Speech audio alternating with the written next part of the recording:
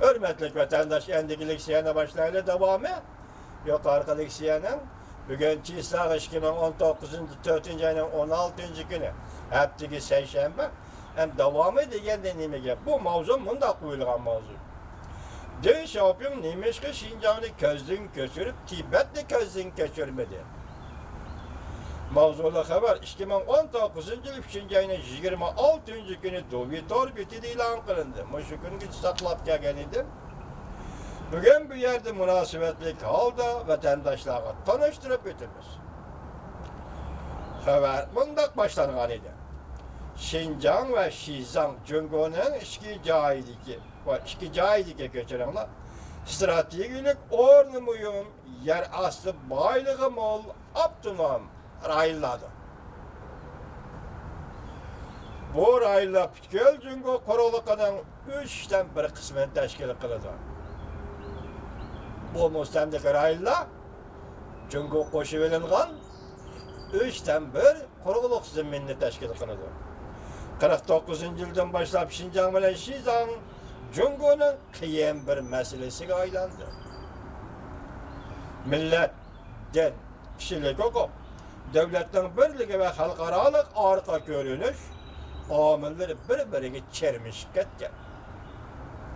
Cungo'nun her nöbetlik rehberlerinin kolunu tutduğun iş, belki katlı kol tutduğun iş bulup gelgen. Tibet, Şincan yani müstemlik Uygur'istan şunda kol tutduğun iş bulup gelgen. 1981 yılının avvalki yerimi de Şincan'da bölgünçülük fikri ekimi dolkullaşka başladı.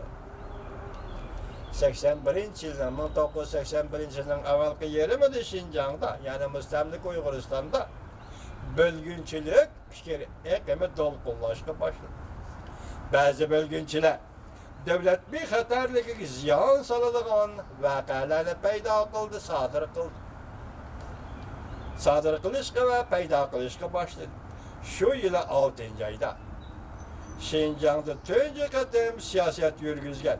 Şu çağda Merkezi Siyasi Büro'nun azası, Merkezi Harbi İşler Komitesi'nin daimi azası salayetlik, koşumçu Şincan hizmetine mesul Wang Jin Deng Xiaoping'e xat yazıp, isimlerde bolsa 1981 yılı allakaçan ketip olgan adam Beijing'e.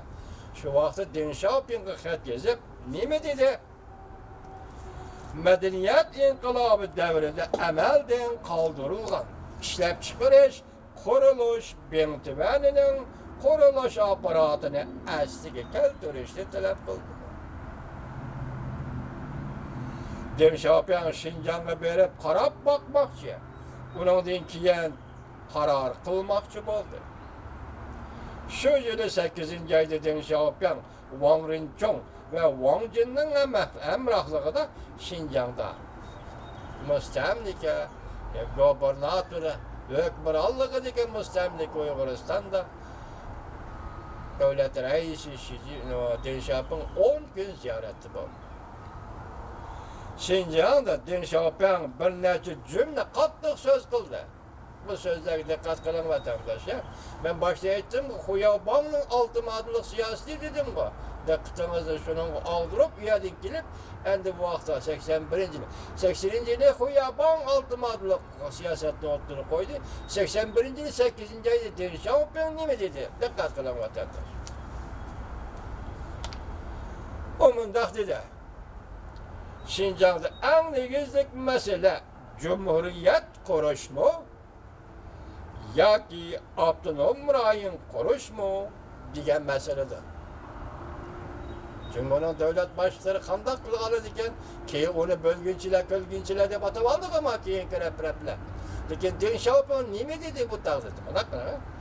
O mındak dedi. Şincan'da ya ki müstemlik Uyguristan'da en negizlik mesele Cumhuriyet kuruş mu ya ki Abdunum Ray'ın kuruş mu diyen meseledir. Bugün siz mi tanışıvatsınız o doğru belirlerde? Bana karamaya ona. Deng Xiaoping'in ağzının çıkını Şincan'da Cumhuriyet kurumuz bu diyen mesele. Biz Sovetlerle okşamayız. Neymiş okşamayız? Çünkü o arasında medeniyet görgende sizce Asiyalıkta. Kiçik Asiya. Asiyatı işlep çıkarış şekli. Asiyatı işlep çıkarış usulü diye makalesi Marquez Asiyalıktan kim ikenligini acayip ders veriyor. Hazır bir yerde siz değil mi deyseniz deyiş opyan. Biz Sovetlerge okşamaymiz. Biz Cumhuriyet kurup birelmeymiz sizlerge. Lekin biz sizlerge Abdunum rayon kurup birimiz. Şinjan'da muqimlik bir çoğun vaziyettir. Siz demiş ki kurup vermekçi deyin şopyan hürmetli. Neymiş kurup vermekçi? Üzüğü koyup versiniz, üzünü kurup alsa bulmam da Uygur degen. Deyin şopyan. Lekin sizge bir yerde katı bir emel laket namı bildiğen bolsak keyinki replerime bölgünçe 3 yıllık 3 defalan paşmet dep geldi. Lekin siz gepnin noç yerini yerler. Şinjanlı bu bölgünçe değil yerler ve yaki. Şundak meselede Cumhuriyet kuruş gerek mi ya ki o Abdülhamid Rahim'i diyen meselede diyen ol kılık diyen Uygurların asaslık məqsədini yaki Uyguristan'ın asaslık məqsədini aşkarlar. Vaziyet. Bakımsızlık bulunduğun bu serkandak işte baş gelip çıkalmayız. Bölgünçülük kılışlı yol koyulmaydı. Kim bölgünçülük kılırken şuna bir trap kılımız. Burası oldu. Hazırlık bir trap kılıvatsınız. Bugün 3 milyondan artık Uygur Nazarbayt'ta diye şey yapıyor. Sizin evladınız, sizin məqsədiniz iş kaşınlar. Ben bu makalını bilgisayar niçin teyyar oldum vatandaşım bu iş Huyaban'ın altımadılık siyasi münasebeti. Şinjan'da qayıtıb Beijing kelgende kentin şapiyan ahır işlep çıkarış, kuruluş bin tüvenini əsli keltirişle karar kıldı. İşlep çıkarış kuruluş bin tüveni kim emelden kaldırgan idi?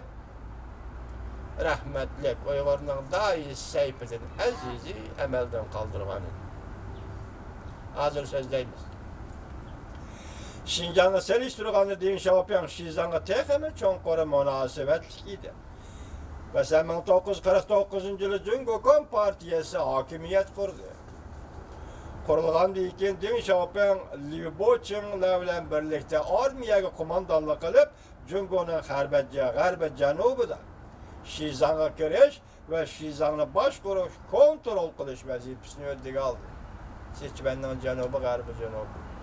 Şinjan'a Tibet'e giriş, baş kuruş kontrol kılış vazifesini deyin şapiyan ödege aldı. Liubochin. Den şapiyan Şinjan meselesini kılıştan tutmadılık şartını yazıp çıktı bu şart. Keyinki 10 çoğun siyaset olup Tibet'te dairler bilen yerdeki hükümet olan Cumhuriyet Partiyası söhbette 10 siyaset doğrusu sözleşti. Lekin bu 10 siyaset andan o yettimadılık gelişimge ayrılıp Kompartiya Tibet'e besliyor. Tibet'ni müstemlik kıldı. Tibet'ni igelledi. Hazır anlaşımız bu o yettimadılık gelişimge benken erdeni imza koygan iken dalaylama emas. Dalaylama bu o yettimadılık gelişimine herkes itiraf kılmaydı iken. Sizin tarihinizin 1946 yıl 7. ayının 1. günü 11 bitip yani 11 maddelik gelişim tüzülgen. Bu Kompartiya bilen emas Xitayning Kuomintang partiyasi.